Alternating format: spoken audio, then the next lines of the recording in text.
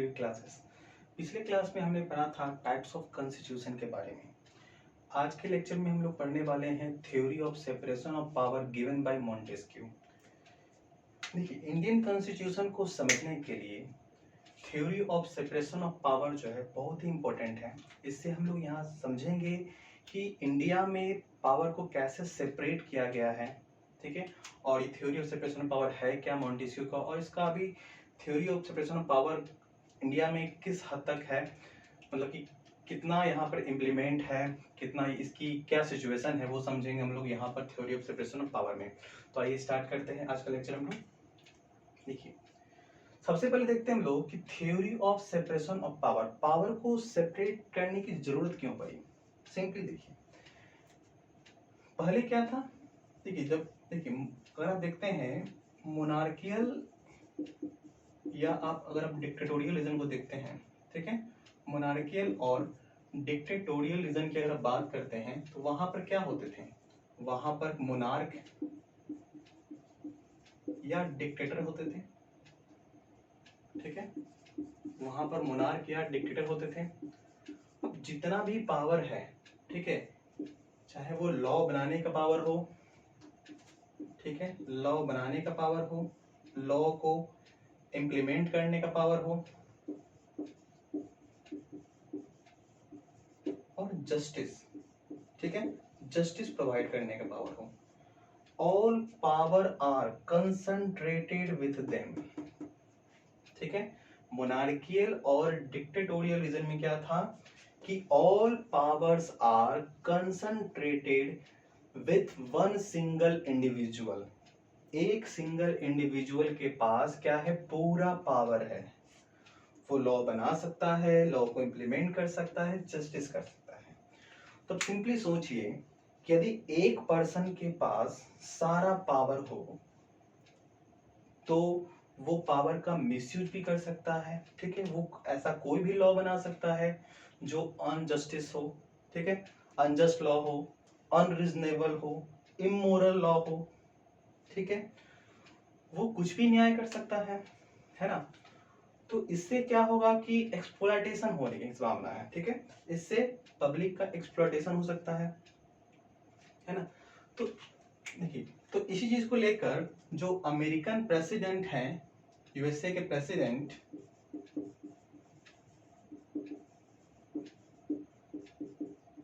James medicine का कहना क्या था कि ये जो सिस्टम है ना, मोनार्कियल और डिक्टेटोरियल का, ठीक है, ये एक तरह का प्रेशर रूल है। इनका क्या कहना था जेम्स मैडिसन का कि ये प्रेशर रूल है और इसे एबॉलिश करना बहुत ही जरूरी है। तो जेम्स मैडिसन ने कहा कि इस प्रेशर रूल को एबॉलिश करने के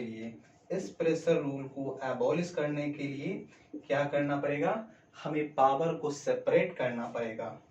we should separate the power, ठीक है, हमें पावर को सेपरेट करना चाहिए, हमें डिफरेंट ऑर्गन क्रिएट करना चाहिए, है ना। हमें पावर को सेपरेट करना चाहिए, हमें डिफरेंट ऑर्गन क्रिएट करना चाहिए, और कोई भी ऑर्गन जो है एक दूसरे को इंटरफेयर नहीं करेगा, ठीक है, उसका इन्फ्लुएंस किसी अदर ऑर्गन में नहीं होना चाहिए।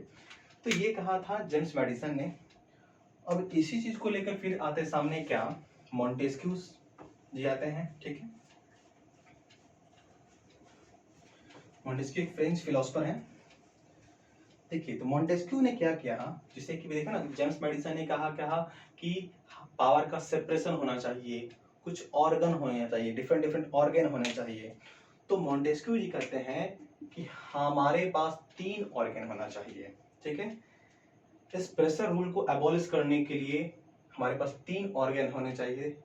कौन कौन, legislative first organ, second one is executive, and third one is judiciary, ठीक है। तो मॉन्टेस्क्यू के अकॉर्डिंग क्या है, 3 ऑर्गन है, लेजिस्लेटिव, एग्जीक्यूटिव, जुडिशरी। लेजिस्लेटिव क्या है, law making body, okay. Executive क्या है, इसका काम क्या होगा, फंक्शन होगा इसका इम्प्लीमेंट करना। जुडिशरी का काम क्या होगा, जस्टिस प्रोवाइड करना। तो मॉन्टेस्क्यू को कहना था कि 3 ऑर्गन ये होने चाहिए, ठीक है, जिससे क्या होगा, पावर सेपरेट होगा, ठीक है। और इनका एक और कहना क्या था कि कोई भी लेजिस्लेटिव का मेंबर एग्जीक्यूटिव का मेंबर नहीं होगा, कोई भी एग्जीक्यूटिव का मेंबर जुडिशरी का मेंबर नहीं होगा, और ना ही कोई भी जुडिशरी का मेंबर लेजिस्लेटिव का मेंबर नहीं होगा, ठीक है। तो इसका मतलब क्या है, इन्होंने क्या कंसेप्ट दिया, इन्होंने कंसेप्ट क्या क्या दिया कि नो डुअल मेंबरशिप, ठीक है। मॉन्टेस्क्यू का ना क्या था कि डुअल मेंबरशिप नहीं होना चाहिए, है ना, कि अगर डुअल मेंबरशिप होगा तो भी प्रॉब्लम है ना। डुअल मेंबरशिप होगा मतलब एक बंदा इसमें भी है, वही बंदा किसमें है, जुडिशरी में भी है। अब मान लो कि लेजिस्लेटिव में वही बंदा है, वो जुडिशरी में भी है, तो वो क्या क्या कोई लॉ पास कराया फिर आराम से जुडिशरी में भी है, ठीक है, वो ऐसा कर सकता है। तो सही उससे क्या होगा कि सही जस्टिस प्रोवाइड नहीं होगा ना, ठीक है।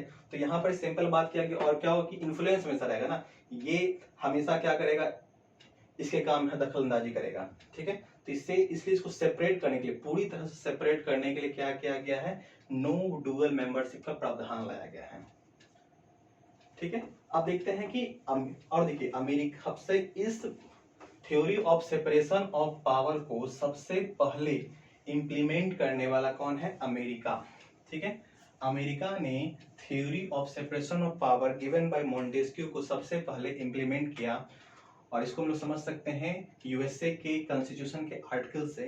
देखिए यूएसए में जो आर्टिकल 1 है, ठीक है, वो मेनली बात करती है लेजिस्लेटिव के बारे में। देखिए according to article 1 of US constitution क्या कहता है, यहां पर बात की गई किस चीज की, क्रिएशन ऑफ कांग्रेस, ठीक है। आर्टिकल 1 जो है कांग्रेस के क्रिएशन के बारे में बात करता है। अब देखिए कांग्रेस क्या है, यहाँ पर कांग्रेस कोई पार्टी नहीं है जिस तरह इंडिया में है। यहाँ पर कांग्रेस क्या है, जिस तरह इंडिया में पार्लियामेंट है एक लेजिस्लेटिव बॉडी, उसी तरह अमेरिका में पार्लियामेंट कौन है, कांग्रेस, ठीक है। और इस कांग्रेस को बाई कैमरल बनाया गया है। बाई कैमरल कहने का मतलब क्या है कि यहाँ पर 2 हाउस होंगे, एक हाउस का नाम क्या है, हाउस ऑफ रिप्रेजेंटेटिव, एक हाउस का नाम है हाउस ऑफ रिप्रेजेंटेटिव, और दूसरे हाउस का नाम क्या है, सीनेट, ठीक है। तो इस तरह हम देख सकते हैं कि आर्टिकल 1 के अकॉर्डिंग जो है यूएसए में किस तरह फर्स्ट ऑर्गन लेजिस्लेटिव को क्रिएट किया गया है ना। अकॉर्डिंग टू आर्टिकल 1 जो है लॉ मेकिंग बॉडी बनाया गया कांग्रेस को, ठीक है। और वो कांग्रेस कैसा होगा, बाई कैमरल होगा, उसमें 2 हाउस होंगे, house of representative and senate, okay. तो किस तरह लेजिस्लेटिव क्रिएट किया ये हमने देख लिया। अब हम लोग देखते हैं आर्टिकल 2 को, ठीक है, कि यूएसए का आर्टिकल नंबर 2 क्या कहता है।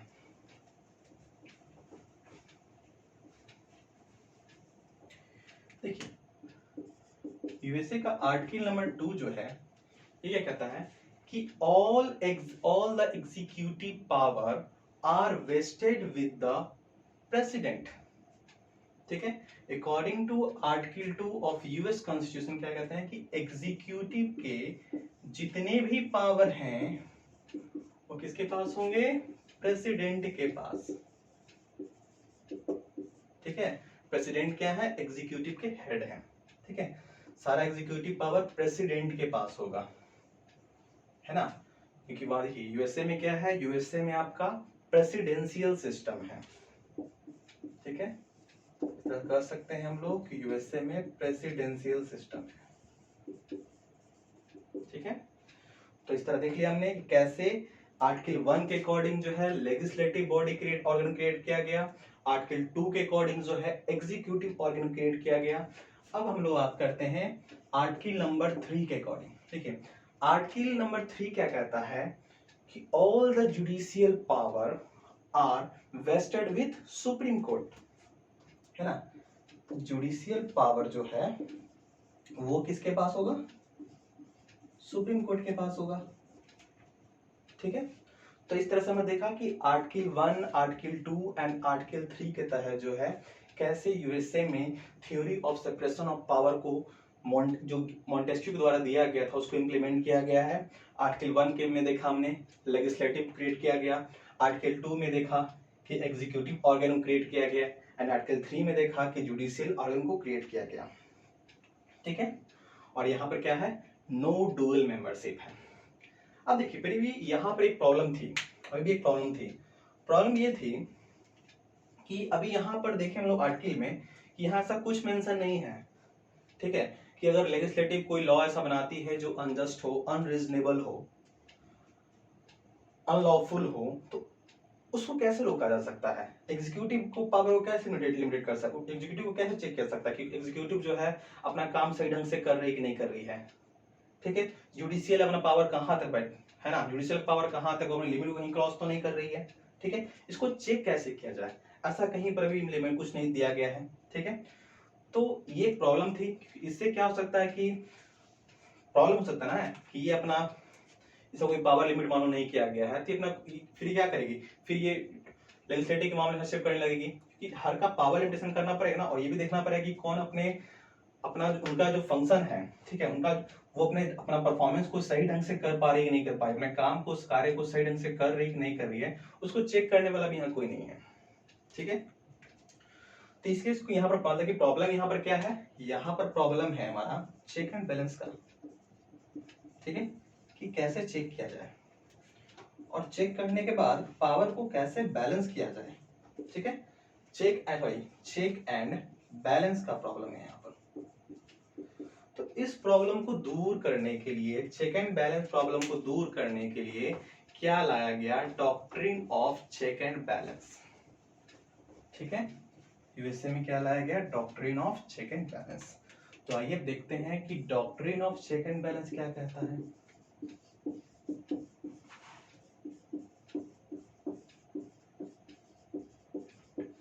देखिए doctrine of check and balance क्या कहता है कि जितने भी ऑर्गन हैं जो मैं देखा अभी, लेजिस्लेटिव, एग्जीक्यूटिव, जुडिशरी, ये तीनों जो है एक दूसरे को म्यूचुअली चेक करेंगे। ठीक है, एक दूसरे को म्यूचुअली चेक करेंगे, मतलब कि लेजिस्लेटिव चेक करेगा एग्जीक्यूटिव को, एग्जीक्यूटिव चेक करेगा जुडिशरी को, एंड जुडिशरी चेक करेगा लेजिस्लेटिव को। तीनों एक दूसरे को म्यूचुअली चेक करेंगे। तो आइए देखते हैं कि कैसे कैसे ये एक दूसरे को चेक करेंगे। ठीक है, उसके लिए क्या प्रोविजन दिया गया है।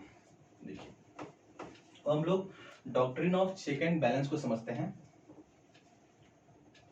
देखिए सबसे पहले बात करते हैं हम लोग लेजिस्लेटिव की। देखिए प्रोविजन क्या है कि यदि लेजिस्लेटिव कोई भी ऐसा बिल पास करती है, कोई भी ऐसा लॉ बनाती है जो अनजस्ट हो, कॉन्स्टिट्यूशन के खिलाफ हो, कॉन्स्टिट्यूशन को वायोलेट कर रही हो, अनरीजनेबल हो, तो उस केस में सुप्रीम कोर्ट को राइट दिया गया है कि यदि ऐसा कोई भी लॉ है, कोई भी बिल है, तो उस केस में क्या किया जाए। ठीक है, बिल पास हो गया, एक्ट बन चुका है, ठीक है, कोई भी ऐसा एक्ट हो तो उस केस में क्या करेगी, सुप्रीम कोर्ट जो है उसको स्ट्राइक डाउन कर देगी। ठीक है, यदि लेजिस्लेटिव कोई भी ऐसा लॉ बनाती है, ठीक है, या एग्जीक्यूटिव कोई भी ऐसा पॉलिसी बनाती है, तो उस केस में सुप्रीम कोर्ट के पास राइट है कि यदि वो लॉ या पॉलिसी जो है कॉन्स्टिट्यूशन के खिलाफ हो, अनलॉफुल हो, अनजस्ट हो, तो उस केस में सुप्रीम कोर्ट उसे क्या कर सकती है, स्ट्राइक डाउन कर सकती है। ठीक है, तो इस तरह देखा हमने कि कैसे लेजिस्लेटिव को और एग्जीक्यूटिव को चेक पे रखा, किसके साथ, जुडिशरी के साथ। जुडिशरी जो है चेक कर रही है लेजिस्लेटिव को और एग्जीक्यूटिव को कि यदि लेजिस्लेटिव कोई भी लॉ बनाएगा तो अगर वो अनजस्ट निकला, अनलॉफुल निकला, तो क्या कर देगा, स्ट्राइक डाउन कर देगा। यही बात एग्जीक्यूटिव के साथ भी है। ठीक है, तो यहां तक क्लियर होगा कि कैसे लेजिस्लेटिव को चेक करता है कौन, जुडिशरी। अब बात करते हैं हम लोग एग्जीक्यूटिव की कि एग्जीक्यूटिव को कैसे चेक एंड बैलेंस पे रखा गया। देखिए एग्जीक्यूटिव का जितना भी पावर है वो किसके पास बेस्ट है, किसके पास है, प्रेसिडेंट के पास। अब देखिए प्रेसिडेंट अगर कुछ भी अनलॉफुल काम करता है, ठीक है,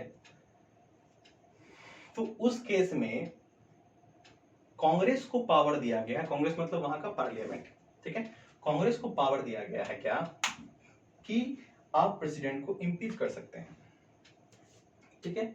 यदि प्रेसिडेंट कुछ भी गलत काम करते हैं, ठीक है, कुछ भी पैसे का मिसयूज कर सकते हैं, ठीक है, या कुछ भी ऐसा गलत या कुछ व्यवहार गलत या कुछ भाषण दे दिए हैं, ठीक है, देखिए वो भी भाषण देने से नहीं होगा, अगर वो चीज प्रूफ पाया गया तो, ठीक है, अगर जो भी इन्होंने कारनामा किया प्रेसिडेंट सामने, ठीक है, अगर वो गलत पाया गया तो उस केस में इन्हें क्या किया जाएगा, इम्पीच किया जाएगा, ठीक है। और इम्पीचमेंट करने के लिए क्या किया जाएगा, इन्हें पर नोटिस दिया जाएगा, नोटिस देने के बाद जो है फिर वहां पर इनका जो भी कार्य था इनका, ठीक है, जो भी इन पे आरोप लगाया गया था उनको फिर जांच किया जाएगा, जांच करने के बाद जो है फिर इम्पीचमेंट का प्रोसीजर होगा, ठीक है। तो अगर प्रेसिडेंट कुछ भी गलत करते हैं तो उस केस में इनको चेक पे रखा किसके साथ, लेजिस्लेटिव के साथ, ठीक है, कि लेजिस्लेटिव जो है इनको इम्पीच कर सकती है, ठीक है। और देखिए यदि प्रेसिडेंट, मान लो प्रेसिडेंट ने क्या किया कि वहां प्रेसिडेंट ने क्या किया कि टेररिज्म को रोकने के लिए, है ना, वहां के लैंड पे टेररिज्म को रोकने के लिए मुस्लिम कंट्री से जितने भी लोग आते हैं उनको बैन कर दिया, ठीक है, एक ऐसा पॉलिसी बनाया जिसके अकॉर्डिंग क्या था कि मुस्लिम कंट्री से जितने भी लोग आते हैं उनको बैन कर दिया गया टेररिज्म को रोकने के लिए।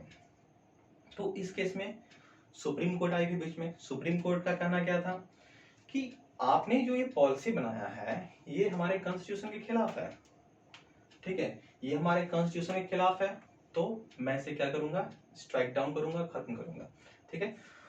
तो इस तरह से क्या किया गया, प्रेसिडेंट को देख सकते हैं जुडिशरी कैसे चेक करती है, ठीक है, किस तरह से इनको लेजिस्लेटिव चेक करती है, ठीक है। तो प्रेसिडेंट का क्लियर होगा। अब देखिए जुडिशरी का भी है, जुडिशरी को कैसे चेक एंड बैलेंस रखा गया है, यदि जुडिशरी अपने लिमिट से बाहर कोई कार्य करती है, ठीक है, अपने विंग्स को फैलाती है, तो उस केस में वहां के कांग्रेस के पास ये राइट है कि वहां के जज को क्या कर सकती है, रिमूव कर सकती है, ठीक है। तो इस तरह देख सकते हैं हम लोग कैसे अमेरिका में लेजिस्लेटिव, एग्जीक्यूटिव एंड जुडिशरी को चेक एंड बैलेंस पे रखा गया है। तो I hope doctrine of check and balance आपको अच्छी तरह से क्लियर हो गया होगा। तो अभी तक हमने क्या देखा, अभी तक हमने देखा कि theory of separation of power जो है क्यों लाया गया, इसकी जरूरत क्यों पड़ी, ठीक है। Theory of separation of power में क्या क्या प्रावधान थे, ठीक है, अमेरिका में इसे किस तरह इंप्लीमेंट किया गया, इंप्लीमेंट किया गया तो एक प्रॉब्लम थी चेक एंड बैलेंस की, उस प्रॉब्लम को कैसे रिमूव किया गया, ठीक है। तो आई होप यहां तक आपको क्लियर होगा। अब हम लोग इसी चीज को जो भी हमने अभी तक समझा उसको हम लोग इंडिया के कॉन्टेक्स्ट में समझते हैं, ठीक है।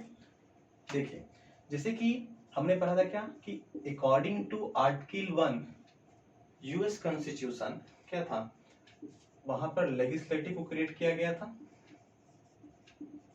ठीक है। लेजिस्लेटिव में देखा था मैं ना, क्या क्रिएट हुआ था, कांग्रेस, और कांग्रेस कैसी थी, बाइकैमरल, ठीक है। वहां पर क्या क्या थे, house of representative and senate. अब देखिए यही चीज इंडिया में भी है ना, इंडिया में भी क्या है, हमारा पार्लियामेंट है ना, हमारा पार्लियामेंट भी कैसा है, बाइकैमरल है, यहां भी है, यहाँ क्या है, लोकसभा एंड राज्यसभा। तो इस तरह से जो पहला जो लेजिस्लेटिव वाला ऑर्गन है वो इंडिया में भी क्रिएट है, ठीक है, फर्स्ट ऑर्गन तो इंडिया में है। अब बात करते हैं आर्टिकल 2 की। देखिए आर्टिकल 2 में हमने देखा था कि जितना भी एग्जीक्यूटिव पावर है वो किसके पास है, प्रेसिडेंट के पास है, ठीक है। इंडिया में भी ऐसा है, इंडिया में भी एग्जीक्यूटिव हेड जो है वो बनाया गया है प्रेसिडेंट को, ठीक है। यानी कि इंडिया में एग्जीक्यूटिव बॉडी भी है, अकॉर्डिंग टू आर्टिकल 3 हमने देखा था कि जो जुडिशियल पावर है वो वेस्टेड है सुप्रीम कोर्ट के पास। इंडिया में भी जुडिशियल पावर है, किसके पास है? सुप्रीम कोर्ट के पास। कहाँ है हमारे सुप्रीम कोर्ट? दिल्ली में। ठीक है, तो हमने देखा कि इंडिया में भी तीनों ऑर्गन है, लेजिस्लेटिव ऑर्गन है, एग्जीक्यूटिव ऑर्गन है और जुडिशियल ऑर्गन है। यानी कि theory of separation of power India में भी इंप्लीमेंट है। ठीक है, और देखिए वहां पर एक कंसेप्ट हमने पढ़ा था कि there is no dual membership, है ना।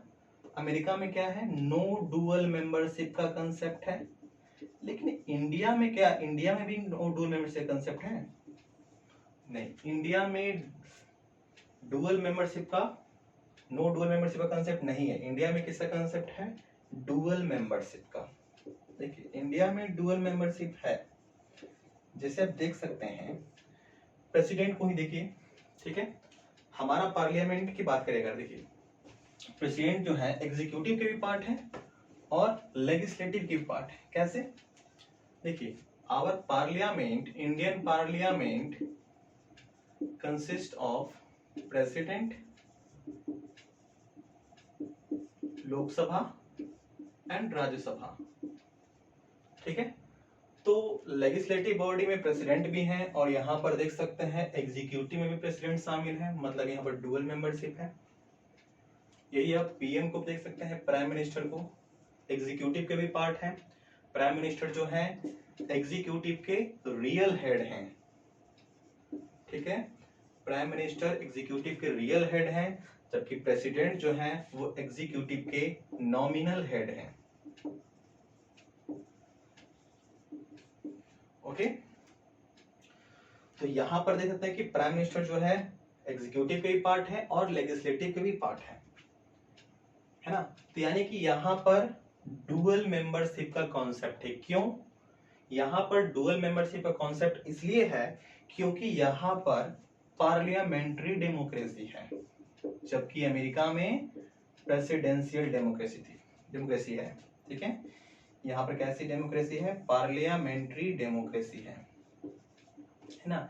इंडिया में पार्लियामेंट्री डेमोक्रेसी है, इसलिए यहाँ पर डुअल मेंबरशिप का कॉन्सेप्ट है। लेकिन ये कंसेप्ट जो है डुअल मेंबरशिप का जुडिशरी में नहीं है।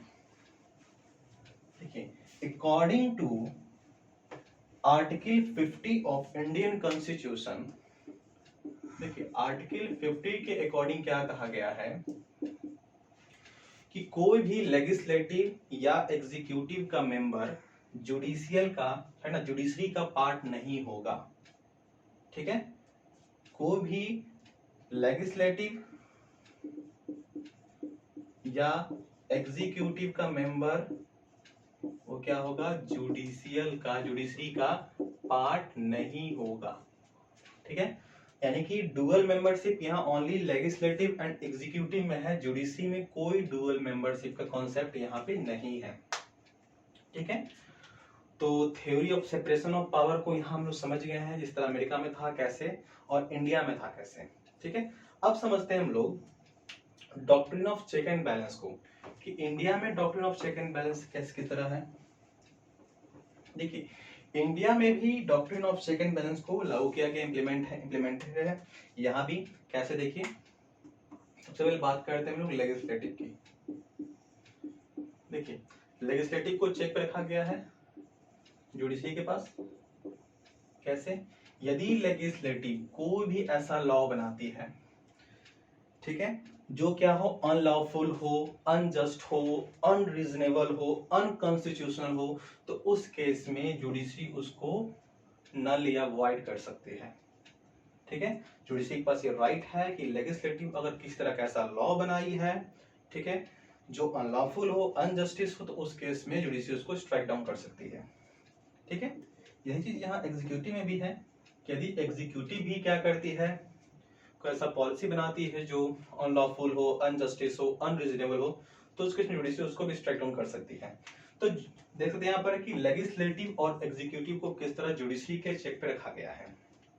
ओके, यहाँ भी इम्पीचमेंट का रूल है ना, कि प्रेसिडेंट को यहाँ भी इम्पीच किया जा सकता है।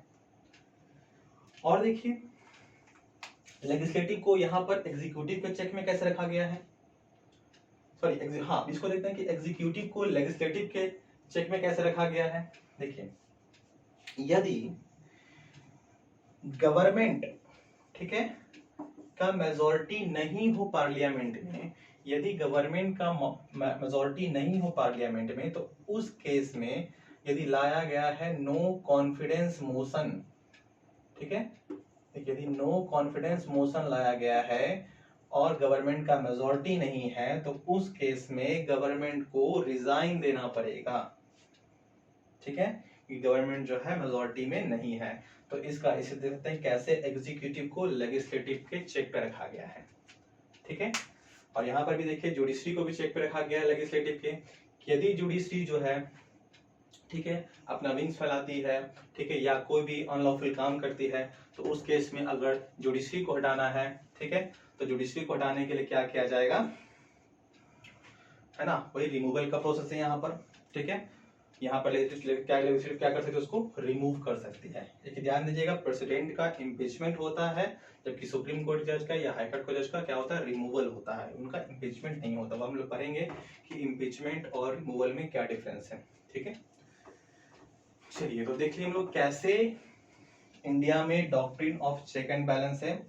लेकिन देखिए जो भी doctrine of check and balance है ये ओनली ऑन, देखिए ये कभी कभी ओनली ऑन पेपर पे भी है, पेपर पे ओनली है, ठीक है, कभी कभी ये चीज ब्रेक भी हो जाता है। कैसे, यदि मान लीजिए कि पार्लियामेंट में यदि किसी पार्लियामेंट यदि गवर्नमेंट की मेजोरिटी हो, है ना, ब्रूटल मेजोरिटी हो, ठीक है, यदि गवर्नमेंट की ब्रूटल मेजोरिटी हो, ठीक है, तो उस केस में सिंपल देखिए कोई भी बिल पास होता है कैसे होता है, ठीक है, कि उस हाउस में क्या होती है, उस पर वोटिंग होती है, वोटिंग होने के बाद यदि 50% से अब वोटिंग उसके पक्ष में आया तो वो बिल पास हो जाता है उस हाउस से। और यदि हाउसेस में क्या हो, गवर्नमेंट की मेजोरिटी हो, तो गवर्नमेंट की मेजोरिटी होगी तो गवर्नमेंट को भी बिल पास करा सकती है ना, कुछ भी डिबेट हो, अपोजिशन पार्टी कुछ भी करे, कैसे भी कहे, ठीक, कुछ भी कहे, आराम से ये क्या करेगी, बिल को पास करा देगी, क्योंकि इनके पास मेजोरिटी है, ठीक है। तो ब्रूटल मेजोरिटी होने के बाद फिर क्या होगा, ये जो कंसेप्ट था कि यदि गवर्नमेंट मेजोरिटी में नहीं है, ठीक है, यदि देखिए मेनली वो सब क्यों रखा गया था, ऐसा इसलिए रखा गया कि कोई बिल वगैरह, देखिए मेनली कोई बिल पास होता है किस मेजोरिटी से पास होता है, ठीक है।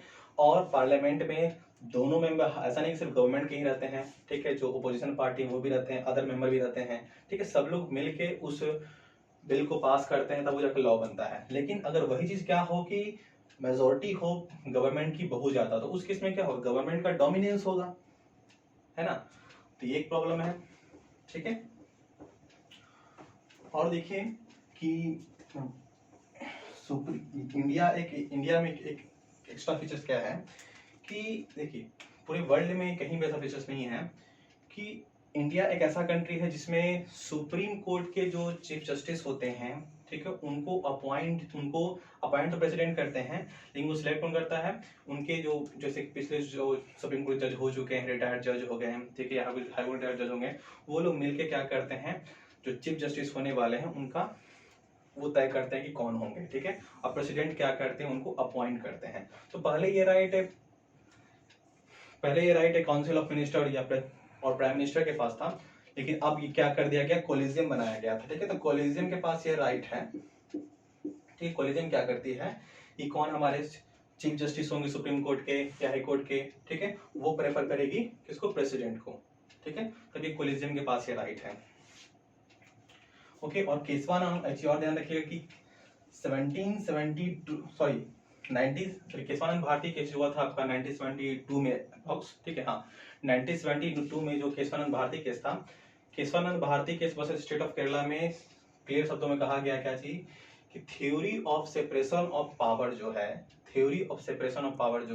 सॉरी, वहां पर कहा गया कि सेपरेशन ऑफ पावर जो है हमारे कॉन्स्टिट्यूशन का बेसिक स्ट्रक्चर है, ठीक है, ये हमारे कॉन्स्टिट्यूशन का बेसिक स्ट्रक्चर है। और आपने पढ़ा भी है कि कोई भी ऐसा लॉ नहीं बन सकता है जो हमारे कॉन्स्टिट्यूशन के बेसिक स्ट्रक्चर को वायोलेट करे, मतलब कि कोई भी ऐसा लॉ नहीं बना सकता है जो सेपरेशन ऑफ पावर के खिलाफ हो। ये साफ साफ Kesavananda Bharati case versus state of Kerala में कहा गया है, ठीक है, कि सेपरेशन ऑफ पावर जो है हमारा क्या है, बेसिक स्ट्रक्चर है। देखिए ये चीज ध्यान रखिएगा कि हमारा बेसिक स्ट्रक्चर क्या क्या है, ये चीज नोट डाउन करते जाइएगा, ठीक है। आगे हम लोग और देखेंगे कि क्या क्या और भी हमारे बेसिक स्ट्रक्चर में आते हैं, ठीक है, वो चीज हमारे लिए बहुत जरूरी है, ठीक है। तो आई होप यहाँ तक क्लियर हो गया होगा आपको। और देखिए एक और कंसेप्ट देखिए, 1772 में, हाँ 1772 में वारेन हेस्टिंग्स थे, ठीक है। वारेन हेस्टिंग ने एक पोस्ट क्रिएट किया था, ठीक है। उस पोस्ट का नाम क्या था, डिस्ट्रिक्ट कलेक्टर। 1772 में वारेन हेस्टिंग ने एक पोस्ट क्रिएट किया। उस पोस्ट का नाम क्या था, डिस्ट्रिक्ट कलेक्टर। डिस्ट्रिक्ट कलेक्टर के दो फंक्शन थे उस समय। एक काम क्या था इनका, रेवेन्यू कलेक्ट करना, ठीक है, पहला फंक्शन था इनका रेवेन्यू कलेक्शन का। दूसरा फंक्शन क्या था इनका, रोल ऑफ मजिस्ट्रेट का, मतलब ये डिस्ट्रिक्ट में जस्टिस भी प्रोवाइड करते हैं, ठीक है। तो ये चीज आपका अराउंड 1973 तक आपका चलता रहा, कंटिन्यू रहा 1973 तक, ठीक है।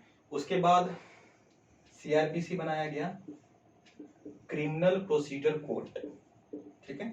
सीआरपीसी को क्या बोलते हैं, क्रिमिनल प्रोसीजर कोड, ठीक है। सीआरपीसी बनाया गया। सीआरपीसी के तहत जो है ये जो पावर था डिस्ट्रिक्ट कलेक्टर के पास कि वो क्या करेंगे, रोल ऑफ मजिस्ट्रेट का रोल निभाएंगे, ये पावर इनसे स्नैच कर लिया गया, ठीक है। और क्या ये पावर किसको दे दिया गया, डिस्ट्रिक्ट कोर्ट को, ठीक है। ये पावर जो है डिस्ट्रिक्ट कोर्ट को दे दिया गया, आप नोट में लिख लीजिएगा कहीं पर, ठीक है।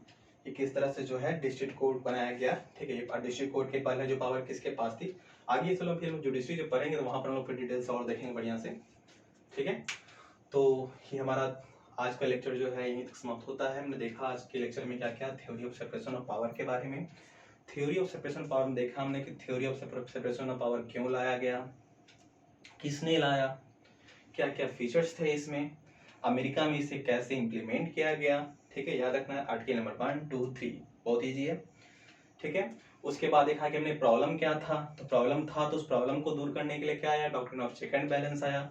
Doctrine of check and balance कैसे इंप्लीमेंट है वो देखा हमने, कैसे लेजिस्लेटिव को चेक किया गया एग्जीक्यूटिव पे, एग्जीक्यूटिव को चेक किया गया जुडिशरी पे, एंड जुडिशरी को चेक किया गया लेजिस्लेटिव पे, ठीक है। ये पूरा हमने स्टार्टिंग में पहले हमने अमेरिका के कॉन्टेक्स्ट में देखा। उसके बाद उसी कंसेप्ट को हमने इंडिया के कॉन्टेक्स्ट में देखा कि इंडिया में किस तरह सेपरेशन ऑफ पावर कंसेप्ट को अपनाया गया है, ठीक है।